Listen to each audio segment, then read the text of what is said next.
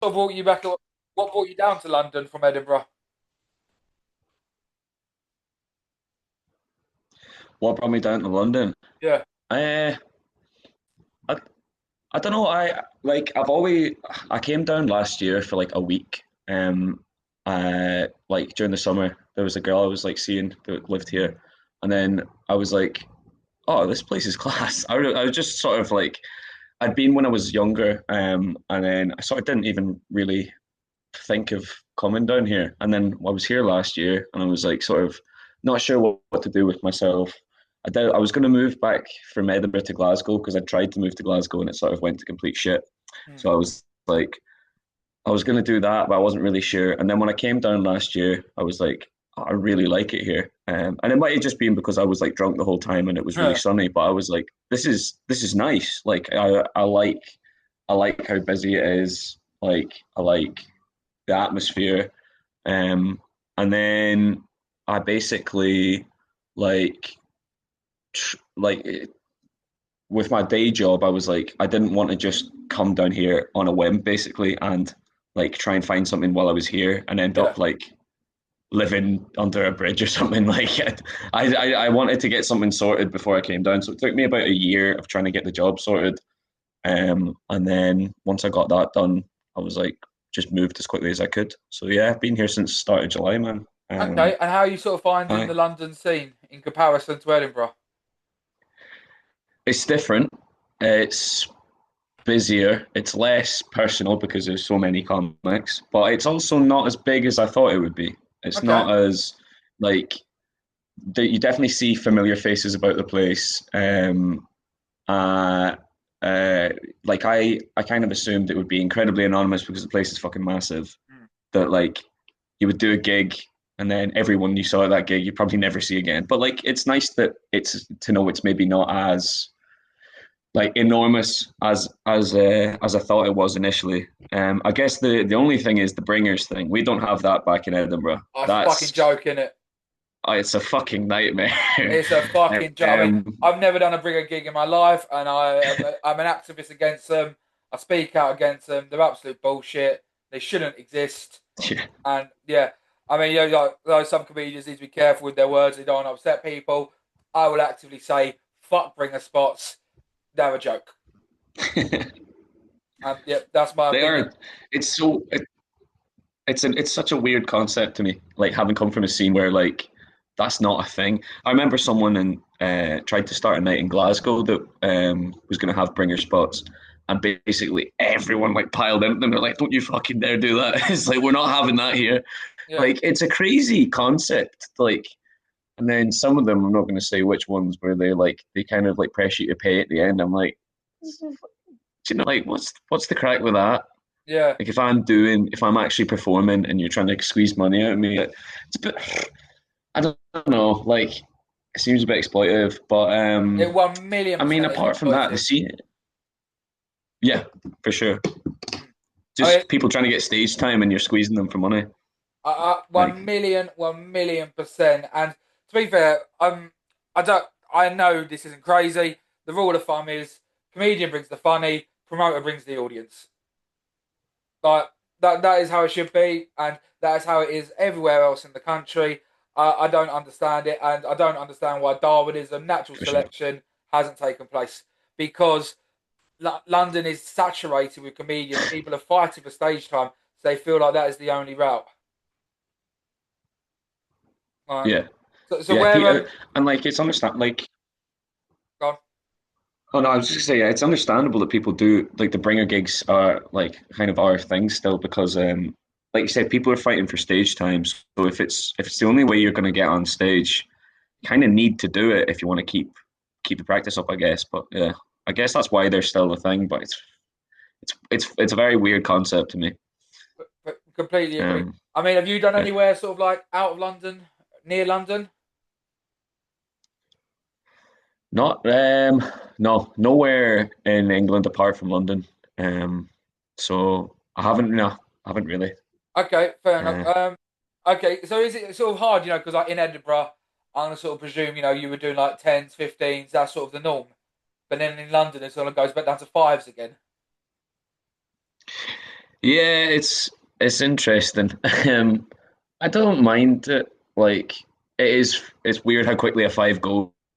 Like when you start out, it feels like it's oh my God, how the fuck am I going to fill 5 minutes? And then now I'm kind of used to doing longer. Yeah. Uh, the 5 minutes just like flies by. But um, sorry, something's happened with my screen here. Oh my God, It's it's always apologies. absolutely it's absolutely. I know Uh, it'll be a bit laggy on YouTube for the video watchers, but most oh, people watch via Spotify, Amazon, Apple, where it's just audio only. So George, your voice is still sexy, and I just realised I haven't even introduced the sexy voice behind George. How's it going, everyone? Welcome to another episode of Sit Down for Stand Up. I have with me George Leeson, great comedian from Edinburgh. Didn't realise you'd only been in London for this short amount of time. When I went to go watch a mate at up the creek. I watched George's set. He was fucking brilliant. Yeah, absolutely smashed it. Didn't even get one card, one light. Straight through, 5 minute flying colours. And yeah, he was absolutely brilliant, to be honest. So, thanks very much, man. no worries, bro, no worries, I will humble you later, don't worry. So, yeah, I'll always sort of start with, and we'll go back into that. How, why, and when did we get into comedy? How, why, and when? I don't know. I've always been an annoying prick, and I was like, this would be a good way to do that publicly, I guess. I don't know. I sort of like, I'd always wanted to. I did like, when I was like 13, I'd done like like a school talent show thing, and I did a bit of stand up then. And we just like had a go at what I thought was stand up, and I really enjoyed doing it. And then I never really thought about it again. And then maybe like a couple of years ago, I was like, it was after the Fringe had ended, and like the Fringe has always been around me because like I've grown up in Edinburgh. Yeah. Um, Comedy is just it's not as foreign as it would be to some people maybe. Like it's everywhere all the fucking time, especially during August. So like going up and actually doing a gig to me didn't seem that weird a thing to do. Mm.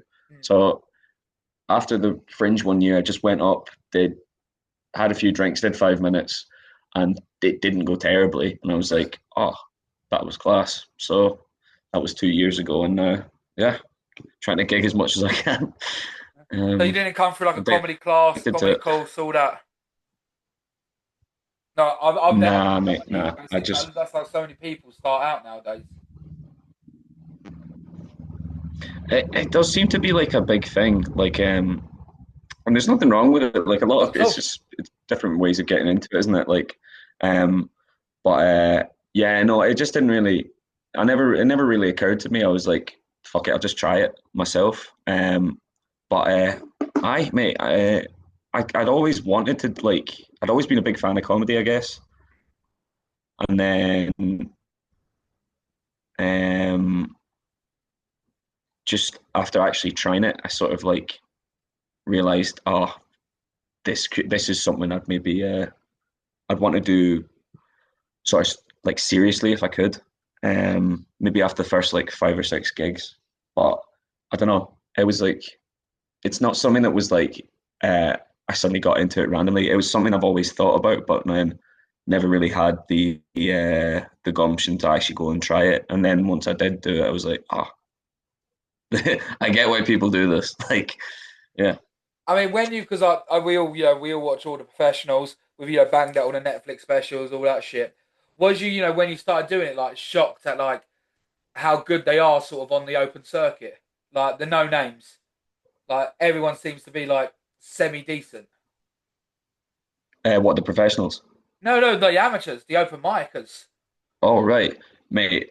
Yeah, it is humbling to like just see people who like started at the same time as you, or just like, or kind of just no one knows their name, go up and then do like a set that's funnier than half the stuff you'd see online or on telly, and you're like, fucking hell, if you not if you're not making a career of this, how the fuck am I gonna do it?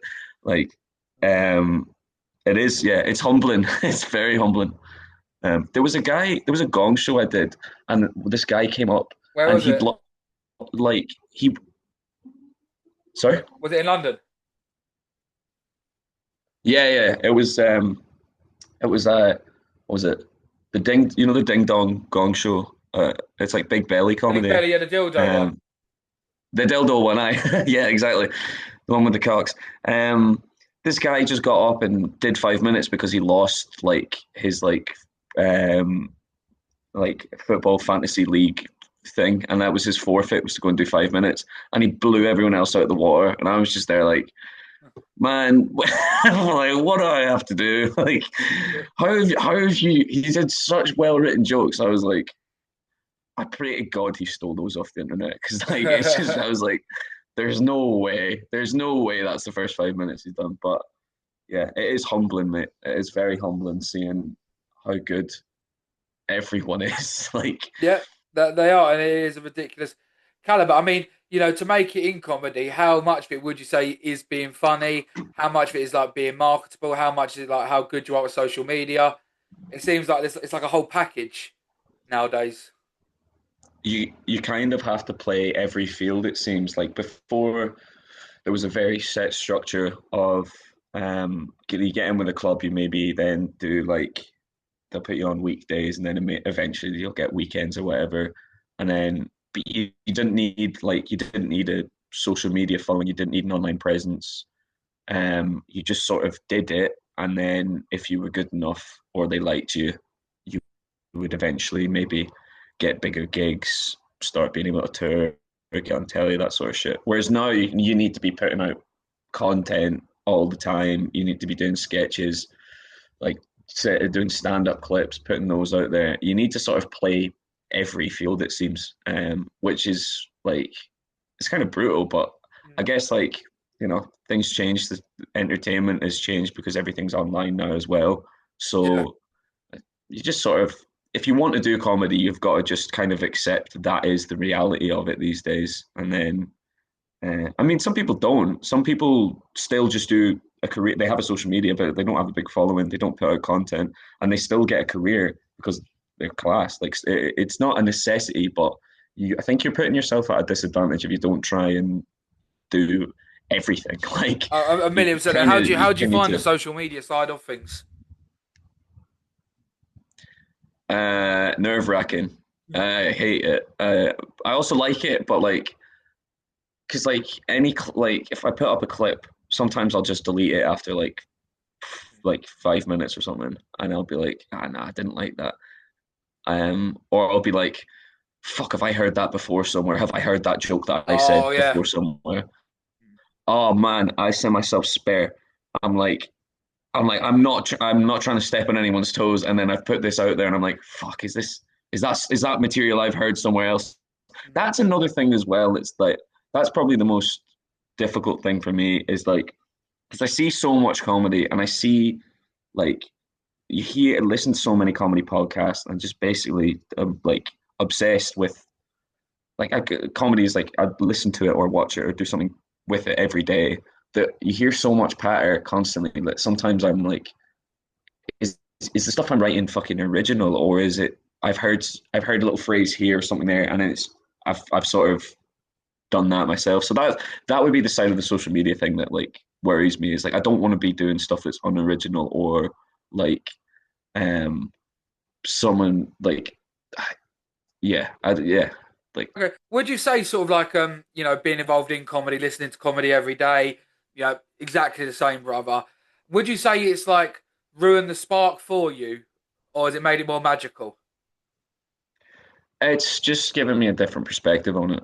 Like Okay. before, like even a couple of years ago, I might go into a gig at Monkey Barrel in Edinburgh, and like I didn't know who anyone was that was on. I this was before I started, and I was like, I didn't know how any of it worked, and it seemed very like there was like a magic to it. It was like I didn't even know that people did set amounts of time on stage. Mm. So I was just like, fuck, how do they know when to leave? Like I had no idea. And then after doing it for a while, you sort of see how it all works. And it doesn't take the spark off it as much, but it just makes it more I don't know, like it's more I don't know what the word would be. Just it's uh, I don't know. I've gone completely blank on a word right there, I but mean, like, kind it's of probably quite simple. It's like like it makes you appreciate the art. It's like seeing it. It's like watching a magician, but you know how the magic trick works.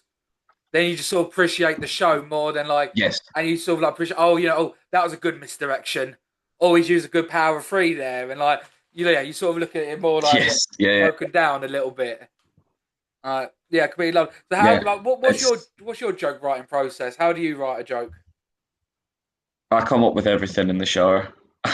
Nice, brilliant. Like before, usually before a gig or whatever. I don't know why it is. Like I've it's like two ways. It's like the first way I'll get ideas is like I've got to force myself to get into the habit of any time I think of something to just write it down in my notes I do that. immediately. Yeah. Yeah, I think that's kind of a necessity Yeah. because like I'm so scatterbrained that I wouldn't have anything if I didn't just capture it immediately when I thought of it because I'm not going to fucking remember it. Mm. But then in like see if I'm in the shower or something, that is the time where I'll actually just work through an entire bit and like just basically like perform to all the shampoo bottles, Yeah. and then like I don't know why that's the bit for me. Like all like I never do it intentionally, but it just sort of happens. Like I'll be running through an idea in my head, and then I'll start saying it, and then I'll think of another bit, and then go down like a rabbit hole, and then I'll have to run out the shower and like type it all down before I forget Yeah. it. So Yeah, no, that I'm that's very literally. similar. Very similar. Oh I yeah, do my bits in the shower as well. And then I do yeah. the jokes. Wait, but I'm doing two ruggish. So, how would you sort of describe your comedy?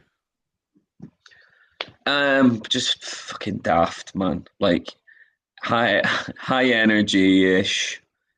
Well, sometimes I'm high energy, sometimes I'm not. I'm still trying to find my persona on stage, but just daft.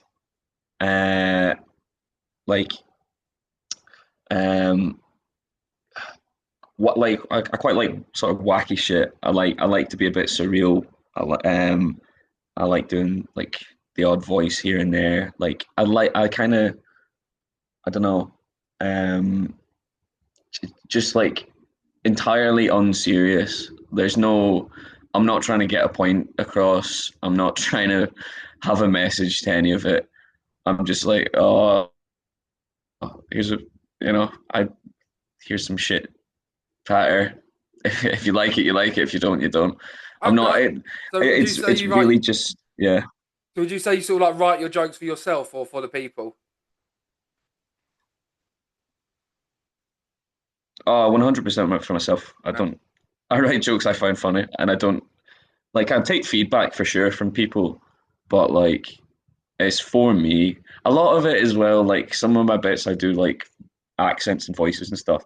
I just like doing that. Like one of them is I've got a bit where like I do a Poirot impression, and the reason I do it is because I like doing a French accent. I think it sounds Okay. funny, like or at least my version of it sounds funny. Um, Yeah. And so would you say that like yeah. you're set in Edinburgh, doing comedy in Edinburgh, not like the locations, but the set. Does it transfer in London like equally, or do you find the audience different? So it depends. Like um, I used because in Edinburgh as well to get enough gigs, you basically need to gig in Edinburgh and Glasgow, and then the sense of humour there is very different. So Glasgow's more of like a more of a Scottish sense of humour. Edinburgh's more of an English sense of humour because it's basically an English city. Um, Okay, now explain that a little bit more. Ed, in Scotland, everyone would say that Edinburgh's English because a lot of it's full of English people, which Right. is hey, it's fine. They got to be somewhere. Nah, take the piss. No, But like no, no, no, don't it's slag, bro, slag the English off. Like I have to. My favourite thing when I'm doom scrolling on the shitter is watching Scottish TikTok. yeah, man. It's such a funny place, man. Like Yeah, it, it's it was a class place to grow up. Like but Edinburgh is like you asked anyone from the west coast of Scotland, like Glasgow, they'll be like, Edinburgh's not even Scottish, man. yeah. They like they refuse to accept that it's Scottish because it's a bit more posh. It's a bit more like calm. It's like a lot of people like would move there to retire or whatever. So but like the sense of humor in Edinburgh is a wee bit different. Like a lot of the audiences are more international. Right. So Woke. you would you kind of have to do stuff that appeals to a more general audience. Right. Whereas like in Glasgow, you could do really dark comedy and stuff about sectarianism, and then people will love it. Okay. You go to a Glaswegian audience and just basically be like, "Huh, what's the deal with that bus, man?" And like a specific bus, and they'll be like, "Fucking, I don't know." Like you just talk about them, and they love it. Whereas like Edinburgh, you get a lot of tourists, you get a lot of people just there, like that aren't originally from Scotland, so you can't kind of have to keep it more general. And I think that did help coming to London because I tried to avoid making any jokes that are too specific or the references are too specific. Like What in London? a lot of Scottish comedy in London, yeah, but in general, because then I feel like you can do a set. I want a set that I can do anywhere. You mean more So universal? more universal, Mr. exactly. Worldwide. Exactly, yeah. Eh? I can do bringer spots across the globe. Fuck That's it. the Oh, fucking plan. shoot that. Apparently, they have them in LA as well. They're the only two places I've heard. Oh. London and LA. So, There's fucking, it's a joke. So, do you prefer like the Glaswegian crowd or the Edinburgh crowd? I don't really have a preference to be honest. All right. I think sorry to give you a sort of non-answer there, No, but no, I no. like It's calm down. I said I prefer the Essex yeah crowd to the London crowd. yeah. I I think um, a Glaswegian crowd can be more difficult to get on side, and they can be a lot rowdier. But once you've got them on side, you've Yeah. got them, and they'll probably love it. An Edinburgh crowd can be a bit more reserved, and like you can still lose them sometimes, um, but they're maybe a bit easier to sort of like I don't know, they're a bit easier to get on side initially, Hmm. and they're not as rowdy. Like they won't get heckled. I've never Yeah. been heckled in Edinburgh. Okay. Have you? I presume you've been heckled in Glasgow. Yeah, once or twice. Yeah. And how do you deal with heckles? Like, how do you come about doing like your heckling, your crowd work? uh, just sort of try and humiliate them. Yeah. Um, but like, nah, I'm being facetious, but like, yeah, try and just because they want the attention, put the attention on them, and then they shit themselves usually if everyone's looking at them, and it's like, Yeah. well, you've interrupted the gig and this sort of thing. But I love crowd work, man. I like talking to people. Like I just done a me and my pal did a split bill at the Fringe, and Okay. like Cool. so all the days I was opening up, I was doing as much crowd work as I could to get the practice of it, and Yeah. I loved it. I like even doing the hacky stuff like oh like what'd you do or what's your favorite blank. Mm. People like that stuff, and it's like you can tell it's like it's such a skill when you see like a good MC doing it, and you're Yeah. like, "Oh, I want to be able to get good at that." But yeah, I mean, I don't. It doesn't really put me off if the few times I've been heckled. Um, I usually just tell them to shut up, and it's fine. Yeah. Sometimes I just do their voice back to them. Like there was a couple from Yorkshire once that heckled me, and they were because I said so. I made a joke about COVID, and they were like, "Do you believe in COVID? Do you?" And I was like, "Yes," and then just mocked their accent for the entire rest of the set. And then I got off, and it was a couple, and the old guy was like, "Oh, I'm really sorry about that, son." And his wife was grabbing him, being like, "Don't apologize." So like, man, yeah, I don't know. I've not really been thrown off by a heckle before, um, but I'm sure there'll come a time when one does. But I mean, so far, I've been quite lucky. I'm the gig I was at last night. Like my crowd work because I'm like Uh, starting to do more and more crowd work, and I was really happy with how it went. But then when I did my I do a doctor bit. I was like, we got any mhm. doctors in here? No. And I was like, okay, yeah, yeah, we'll do the downgrade. Then we got any nurses in here? No. Then someone goes, oh, I'm a vegetarian nurse, and I was like, I've got nothing, and I've led it down a road where it's like I've got nothing. I'm like stupid, and like I got really annoyed at myself afterwards. Mhm. But the headliner, my mate Dan, he basically does 20 minutes just crowd work. That's all he does. He's got Yeah. great jokes, and he did this joke, and then this guy shouted something out, and it was like, oh, I think that's a better joke. And then Danny, he was just so immature on stage. He was like, do you want to hear a good joke? He was like, yeah. It's like your life. And, it was just such an immature fucking hard response, but it just fucking killed me. Like, I had to go behind the Baron banister and I fucking die laughing. Uh, Mate, sometimes those are the best ones when it's just like an off the cuff, like daft joke, and it's just sort of catches you off guard. Sometimes that's the best crack. But like, I know what you mean when it's like you've led the audience down a path, and then you're like, ah, fuck, I don't actually have anything to say. yeah. That's the worst feeling, man. That's the It's like, worst feeling. I've got the lowest hanging fruit joke in the world, and I feel it's so Uh-huh. easy. And when I came up, I was like, this is cheating. So I do a gay marriage bit, and I was like, oh, is anyone here gay? Like, there usually is one. There wasn't one last night. Like, yeah. Yeah. Oh, thanks for coming out. It's so easy. You know what I Yeah. mean? It feels like Fuck's cheating. sake. Like Yeah, yeah, it's yeah, that yeah. fucking. Or it's like I talk about being short, even though I'm five. Like I think I'm 5'11". I don't any short people Yeah. in it. I'll ask you to stand, but there's no point. It's just like it's so shit. But it's like, how do you feel about like doing low hanging fruit in your sets? I don't care. I like doing that stuff. My first ever set I did, the material was just about like I wank wrong. Like it was just like the filthiest, just like stupidest patter. And like, mate, I think people give a lot of credit to very well structured stand up and storytelling and Yeah, all that. There is a place for that. But sometimes if it makes people laugh, you're doing the job. Like, I don't think there's anything wrong with the low hanging fruit stuff. Unless, like, see if your entire set is yeah. like Facebook mom patter, then like maybe that's a bit different. But see if you're chucking in at lines like that, like they've it just keeps the ball rolling. Like I Yeah, don't little think it needs to nuggets have of too the way. much meaning to it. And Yeah. do you think there's a difference? Like, oh, I've never asked this question before. Do you think there's a difference between being like the people's comedian and being like the comedian's comedian? Yeah, I mean, yeah, I would say so. You definitely get people like a lot like it's mainstream versus people that have like never been on telly, never really had that exposure, but are still like all the other comics will talk about them. Yeah, Yeah, there's definitely a difference, I think. But it's just sort of like who you're trying to cater towards, I guess. yeah. Like, And there's just, I say um, like being on the bill, being on the circuit, seeing like acts, like Joe, we probably see about 20 different comedians a week.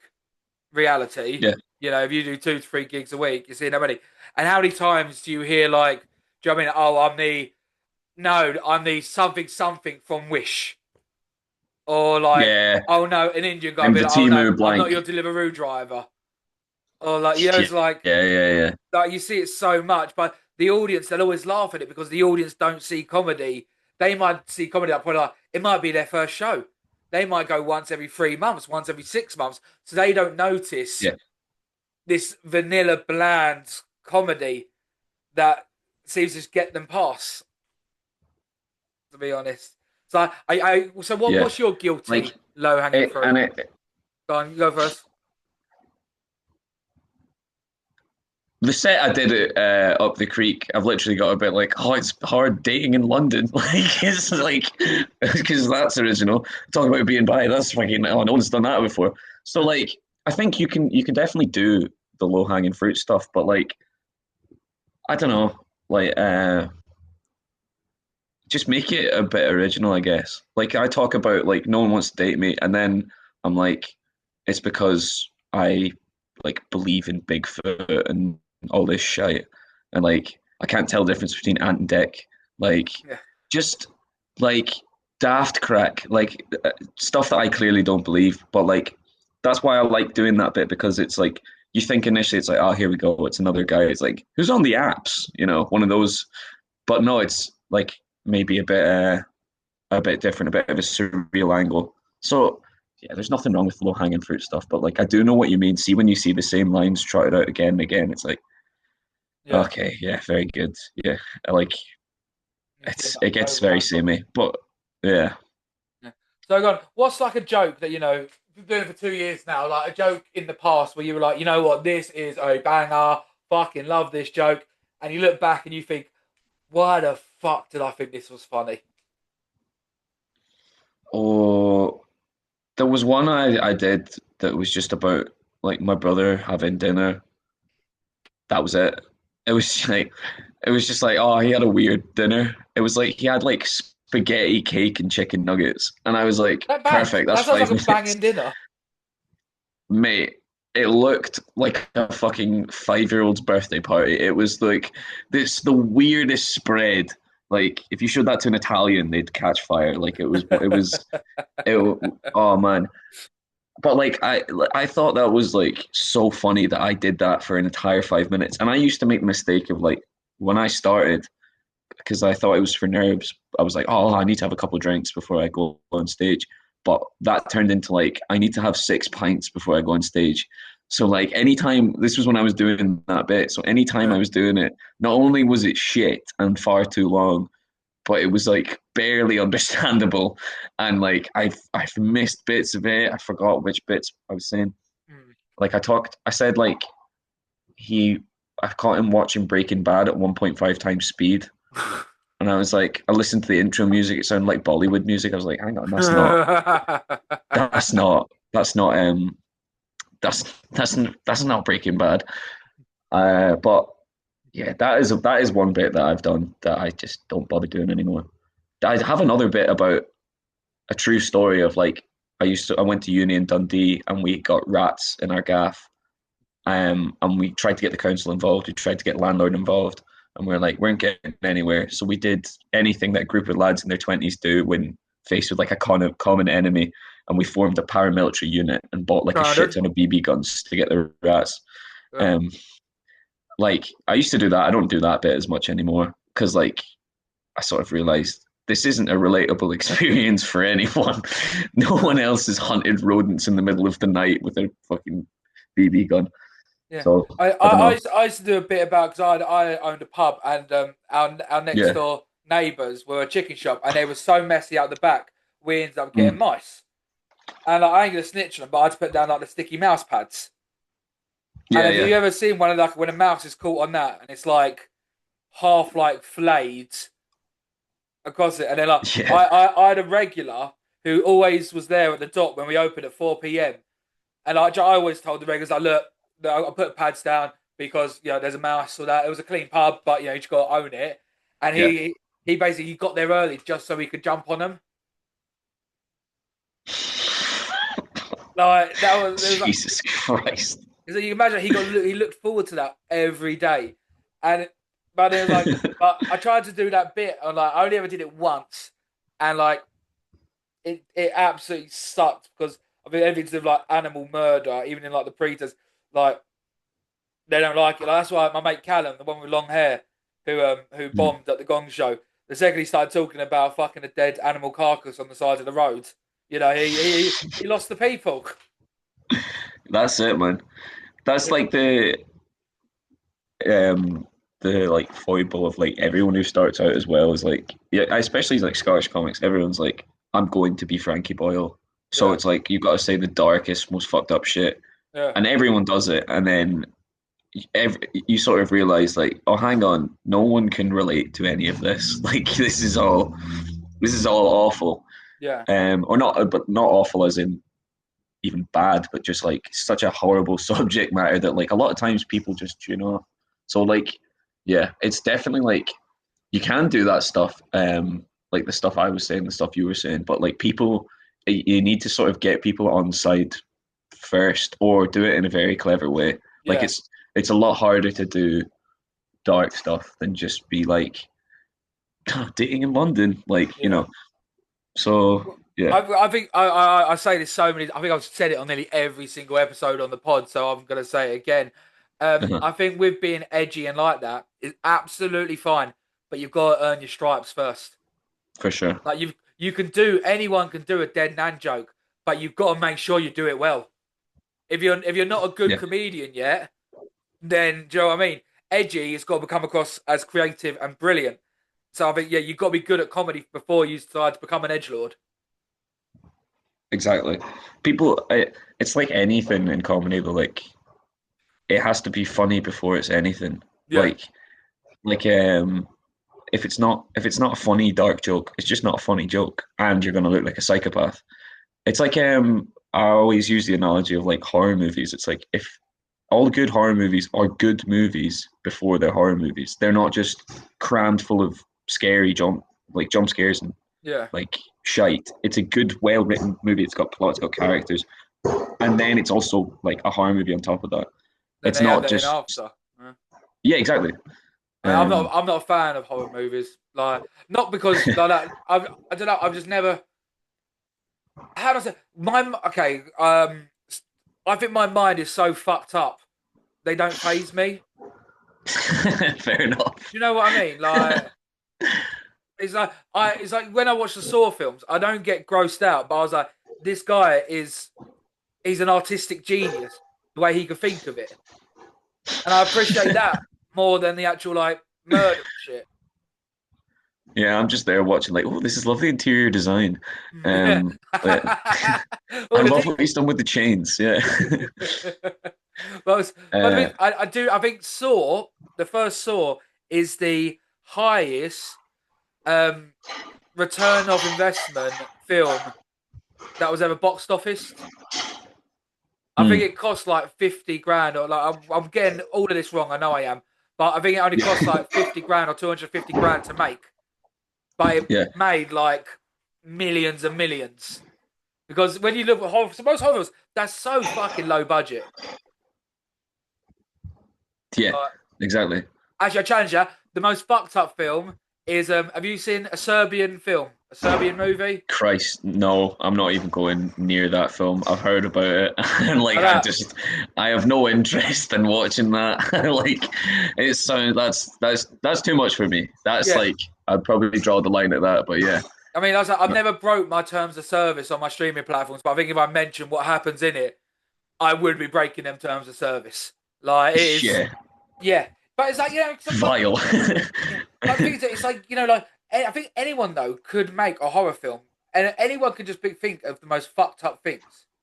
But Yeah, but going back to comedy on that, people can say them, but you just got to do them justice. yeah. Do him Like, justice. Make it funny. Make it relatable. I guess. yeah. Well, like, would you say there's anything in life you can't joke about?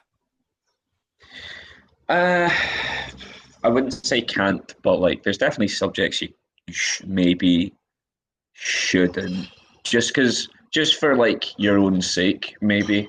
Like, I don't think it particularly matters if you upset an audience, but I think you Yeah. watch some people go up and then make a joke like Gaza or something, for instance, and it's like, oh, I kind of just feel bad for the person doing it because I'm like, unless you have a very good joke or you've got a good point to make that's funny, you're gonna just get flack for that. Like, Yeah. there's yeah, I think again, it's like it doesn't, it's not that bad if the audience like don't like it. I just sort of because like not the audience are gonna like probably most of the material there. At least the night I'm going to, like half everyone sucks.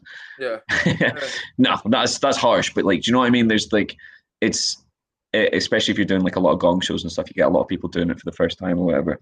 So I do I get think, it. It's like I would say. yeah, Like, I would say you can joke about anything you want as long as it's funny, but make sure the yeah, juice is worth the squeeze. I've never done this comparison yeah, before. It's like going to Liverpool and doing a Jota joke.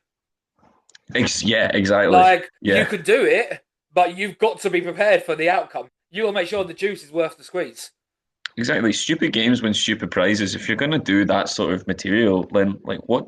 Of course, people are going to be angry. Do you know? Like, Yeah.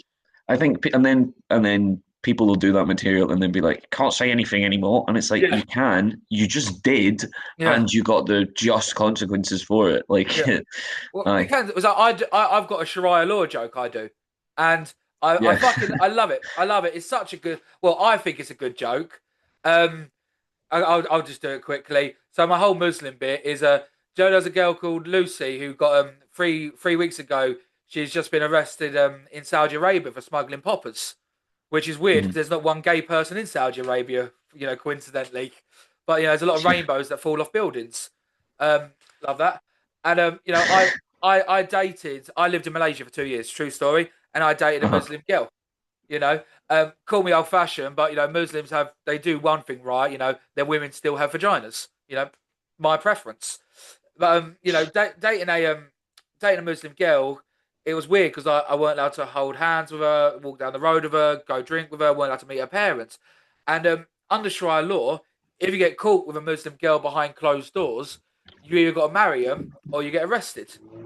But I was smart about this. I always fucked her with the door open. Fuck's sake. But see, but that whole joke, I haven't insulted Sharia law once. No, no, no. You're talking about it, but yeah, that's it exactly. You're talking about it, but you're not just being like, you're I'm not not, I'm not just going slagging it fuck off. Like, Islam, way because fuck yeah, exactly. Christianity, fuck all religions in my opinion. But I would never act that like. But then I would say I write some great Muslim jokes, but I'll never say them on stage because my persona won't do it justice. So I'll Yeah, give them to my Muslim mates, being like, look, aye, you're a comedian, try something, try this, like, see if this has got any legs. exactly. And it could be like, you could be saying exactly the same joke, but people are gonna find it probably funnier and relate to it more if it's coming from someone who has an experience of that, or if it's like a Muslim guy doing a joke about Muslims, it's gonna probably be more relatable because people Yeah, will be like, oh, he understands it. Whereas like that, I have a bit in my set where people I like assume I look right wing. Like I kind of like I'm very aware of like I always dress in like a polo shirt and black jeans and like I I've got like a shaved head. Like people just see me and they're like, fucking hell, reform. But like I'm not at all, and it just sort of that's why I kind of avoid doing maybe stuff that would even indicate that. yeah. Like just because I don't want a clip of me online sort of ranting about something going viral or whatever. Actually, I could do without any clip of me going viral to be fair. Yeah. But yeah, do you know what I mean? Like you've got to be aware of your image on stage, I think. Well, Um and also the clip thing, I can't stand it. That's why yeah. I say for I turn on the episode, do the recording. So I don't edit anything. I don't cut anything out because I can make myself look perfect. Yeah. And but I'm not. I'm a prick. And I mug myself enough of this. It was I had an episode about 6, 7 back, and he was like, um, the guy said something, and it was like I think it was like he said like someone shouted out to him, "You're a fag," and he was like, "I'm a fag." Oh, like it was something like that. But I was like, I could clip this, edit this, and make you look like the worst person in the world. Yeah. Yeah, Like, yeah. no, I think he said something like, I think someone shouted out to him like, "Oh, I hate fags," and he was like, "What? I hate fags." I was like, "There you go. I can clip that right now, and be like, oh look, this comedian said this." Where it's like, but it was completely out of context. Exactly. Yeah, but you can take stuff out of context with the whole clip thing as well, and like, you can make a terrible set look good because you get one good clip from it, and people are like, "Oh fuck, this guy's all right." You can't. You're completely right. You can do so much by just having like a short form version of something.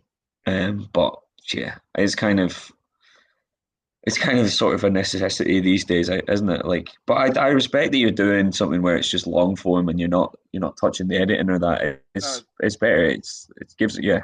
It keeps it keeps keeps it sort of with context, keeps it original, I guess. yeah, Yeah. yeah, like I don't change sort of anything. Also, it's because I'm a lazy bastard. To be honest, like I do an episode a day. Don't spoil the magic of it. Don't spoil the magic of it. You Oh got to yeah, it's keep the because illusion. Yeah. yeah, it's all It's because about you're a integrity. creative. Yeah. It's It's integrity. integrity, Aye, George. Yeah, that's that's it. what it Yeah. is. That's what it is. So, God, I mean, you've lived about 2 years now. What's the worst thing you've seen someone do on stage? We had a guy who he it was back in Scotland. Like he managed to get himself like basically barred from every venue Nice. because, which is impressive. Like Yeah. they'll put bastards on. Um, but like he was called Big Sexy. His his nickname was Big Sexy. He did. There's I a presume big you self nicknamed him this year. oh yeah, no, no No one there was one. like, "Oh, you look like a big sexy." Oh, we're gonna start calling you that. Like, He looked like a fucking lunatic. he had like he was like this big fat bald guy, and he was always wearing like a Man U manager's coat, like Brilliant. you know like the one Alex Ferguson used to have. Yeah. It's like one of those manager coats that goes down to their fucking knees. Yep. He was always wearing that, and he did Monkey Barrel once. He got on stage in Joker makeup and started throwing tampons at the front row, and they just got him off stage. They were like, "What the fuck are you doing?" Why? What Um, was the context behind it? There wasn't any. I think he was just out of his mind. Um, it They was weren't one of used, these were ones. they? The tampons, I don't think so. I Good. fucking hope not. Um, but there was another one. Like I asked, there was a guy who worked at Monkey Bar. I asked him like, what's the best like story of the open mic? Because the open mic at Monkey Bar is very good in the sense that you can turn up, and if you sign up on the night, you will perform. So No, it's great if you're on in the it's not first like that half, in but London. Like you got to do like fucking no. 3, 4 weeks in advance and all Yeah, that shit. exactly. Like um that is the nice thing about it is like it's almost like you put your name in the bucket, but like it's not like a gong show where your name might be called. If you put your name in the bucket, you will go up. So some nights you get 50 comics on. Um, so like I asked the guy who worked at Monkey Bar, I was like, "What's the craziest one you've seen?" He was like, "There was a guy who came in one time, signed up for free for all, went to the bar staff. Oh, excuse me, can you put this behind the bar?" And it was like a plastic bag, and they're like, yeah, sure." And he was like, "Okay, thanks very much." And then he went to the bathroom. He was in the bathroom for ages. There was a weird smell coming from it. And they looked in the bag first, and it was like it was the guy's shoes. He'd taken the shoes off to go and smoke spice in the bathroom, Fuck. and then they kicked him out. And it turned out that he had got out of the Royal Edinburgh, which is like a mental hospital, that day. And the first thing he went to do is buy spice. The second thing he went to do is sign up and do an open mic. So like you get some, you do get some characters doing it. I mean, I would have kind of liked to have seen his set. Oh, like, I would have paid to see that. I like, want can to we see just if I play want to dumb see a to this? special. Can we play dumb Yeah, until he's done his bit and then we'll bar him? Like, I want to see where this goes, exactly. to be honest. Like sometimes you do actually. You're just like, how like.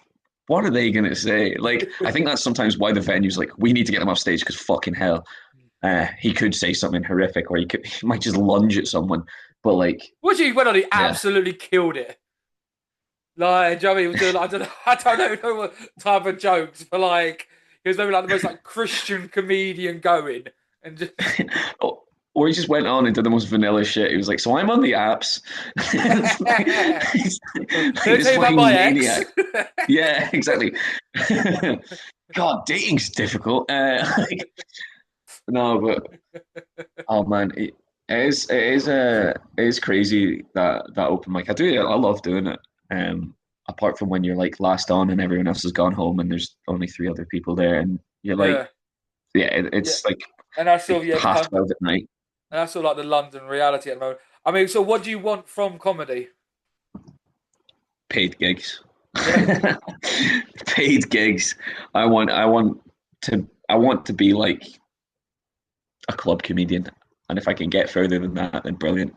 yeah, But if I can get weekends and be able to do it, maybe not full time, but if I can get to a point where I can do my day job part time and do comedy mostly full time, then I would be fucking chuffed. I want to do it as a career, but I'm also realistic about it. You know, like it's a there's a million other people who have the same idea. So it's a saturated game, and I think it's yeah, harder now than ever. I mean, like so I've had some of the all time great comedians on it, and most of them who started out in the '90s, they were like got paid gig from the get go, and yeah, like they say the money hasn't changed in over like 20, 30 years, which is fucking mad as well, to be honest.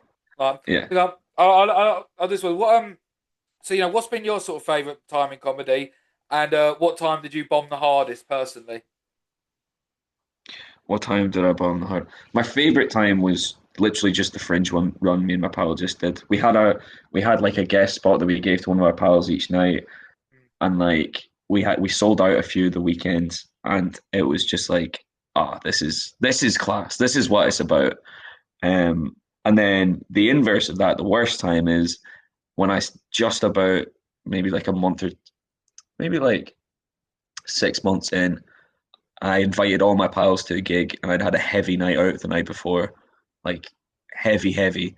And I was on stage, and then I just started sweating, like just like Well, come down. sweating bullets a little bit, yeah, a little bit, and then like forgot everything, and then just sort of like looked at all my pals in the eyes, and they were like, oh. They were like sort of being encouraged, and I was like, that made it worse. And then I just like, I don't know, I don't remember what I said exactly, but I just went like, I can't do this. Just like put the microphone down and just walked off. And the MC was like, "Get up for George Leeson, his mental breakdown, everyone." And like I just fully threw it. But there's been like I don't know. I think I've done it enough. I've got enough material now that even if a gig goes not amazing, I know that like, all right, I'll do the fucking Poirot impression. I'll do the French accent. That'll get people back on side.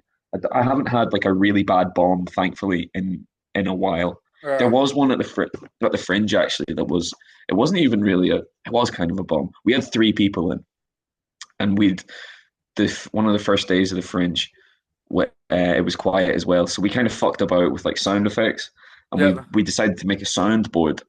So we had these three people in, they're all over 60, all just like one of them was my pal's uncle, the other two were these women who'd never been to a comedy show before, Yeah. and I was like, "Yours are fucked." And I we just fucked about with the soundboard. I did 45 minutes on stage of just bullshit. Like there was one point where I like finished my entire bottle of water, dropped it to the ground, and then my pal just played air horns. Like we were just there was another bit where like we were basically trying to like interrupt each other's sets with sound effects and just like try and distract people. So we've honestly, I've never laughed like as hard as I did that day, but the audience hadn't a fucking clue what was Yeah. going on. There was one point where like I have a bit about having my dog put down, and this woman in the audience, this old dearie, was like, "Oh, I had my wee black lab put down the other week as well." And I was like, "Oh, that's such a shame." And then my pal just played like a gunshot noise, and like I couldn't recover. I turned my back. I was like crying, laughing, trying to like remember what I was gonna say.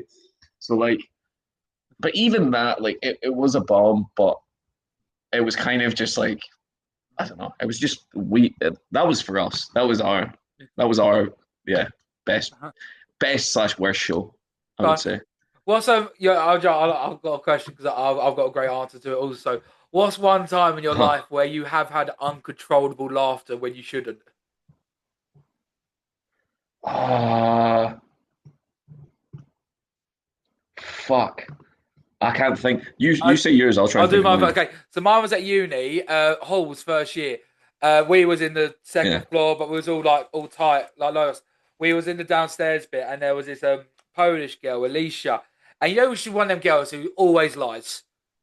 And like we all knew she was lying, but Yeah. Yeah. we were all stoned as fuck, and we was all on the side bit, all like playing the computer, like the PS4, and she was sitting around the table with the girls, and I think Jen's nan or something had just got cancer, and everyone was like, "Oh, consulting her, oh, it's okay," and then Alicia was like, "Oh, I had cancer."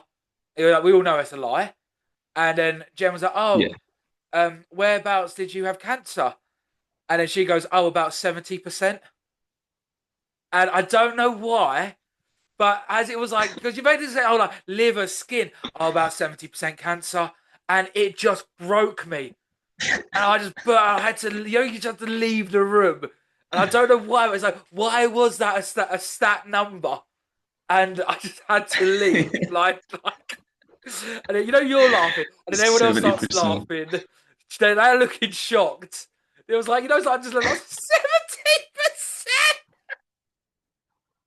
Fucking hell. Oh yeah, it absolutely like killed me. She never spoke to me after that, but fuck it. Oh mate, that's class. Those times are fucking hilarious. So like when you that is like proper laughter. See when you're not supposed to. Like I was doing there was like a school presentation once. Like um, someone just did something at the start of it, and like I like turned my back. I like couldn't look anyone in the eye. But there was one time. The worst time was like I must have been like 13, and it was fucking Remembrance Day, right? Right. And it was during the minute silence. Yeah. Like one of the schools I went to used to take it very seriously. They had a Yeah. whole thing for it, and they had this proper big minute silence, and everyone's being all somber and everything. And then someone had like a novelty ringtone that went off, and it went like I'm playing with my nipples, and that just like rang out throughout the dead silent entire assembly. And like I my head was in my hands. I was like, there is no fucking way that has just happened. The guy like ran out of the room as well. I was like, 'cause everyone's been so somber, being so serious. Yeah. Obviously, it's a very serious thing. And I'm just everyone, like all my pals around me as well, were like, I cannot contain myself. This is fucking insane. So that would probably be the time, the most I've tried not to laugh. I tell you But what, like, oh how old man, are you, George? 25. Okay, yeah, fair. Fuck being a teacher nowadays. Imagine like Oh with like all man, the yeah, filming, everything like that. Every time we TikTok famous, the attitude, yeah. fuck that. I How think I'd many have to. vapes you must I confiscate? I'd deck a kid. Not gonna lie, I'd deck a kid. Probably good you're not a teacher then, I suppose. Eh? Yeah, It's like, mate, yeah. I don't have the patience for it. I don't know how people do it. I respect people that do it, but like, I couldn't fucking do that.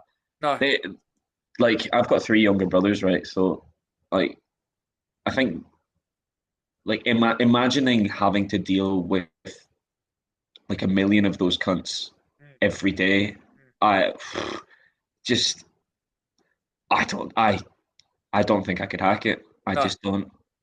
They're I bastards. the They're attitude, all bastards. the attitude. Like I'd trip them. Like I don't know. Do you find it hard, like dealing with like normal life, remembering that everyone all else isn't a comedian?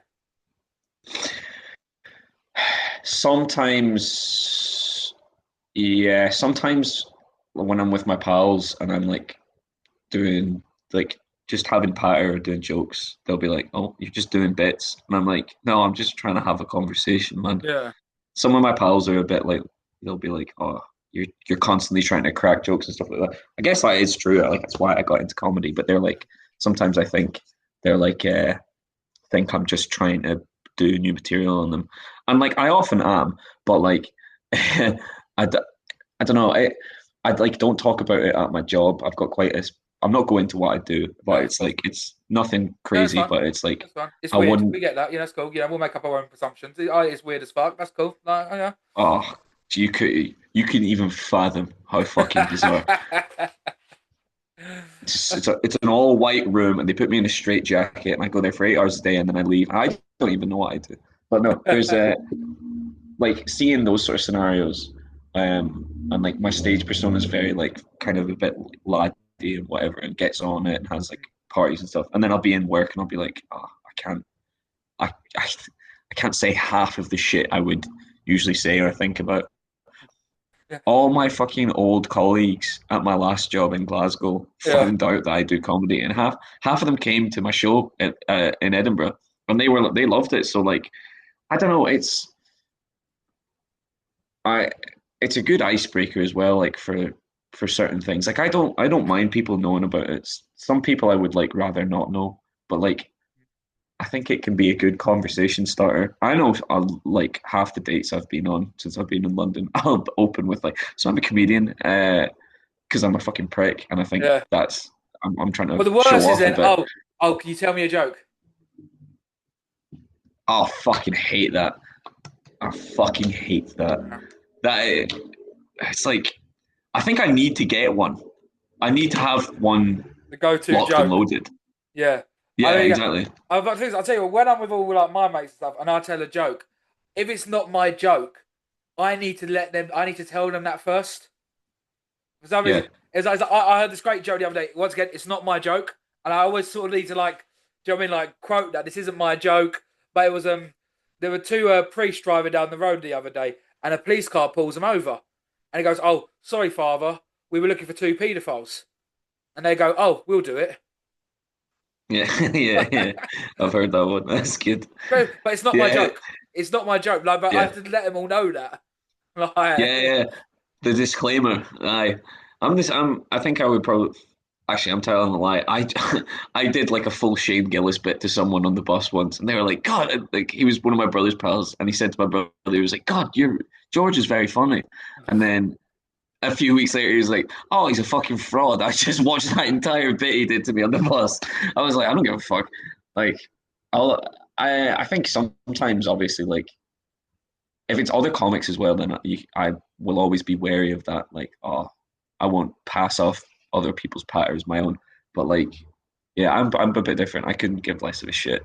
Like, I'll blatantly do like a very well known bit or well known joke, and then if it gets laughs, I'll be like, I'm not be telling anyone about that. Not be revealing my secrets. I saw it on Facebook or something. But yeah, I was going, George, I'll end it with this one then, mate. No one's yeah. ever done comedy before. You know, they're looking to get into stand up. They come to you some advice. What would you say to them? And you can't say just do it. Uh, get drunk. Get drunk before you do Can't, yeah. it. Yeah. Yeah, get obliterated. Burn bridges instantly from the get go. All right. Embarrass yourself. Be sloppy. Drop the microphone. Throw up on stage, ideally. Slag off the MC. They love that. Alienate the They love audience. that. They love that. They spit at the front row. If Encouraged.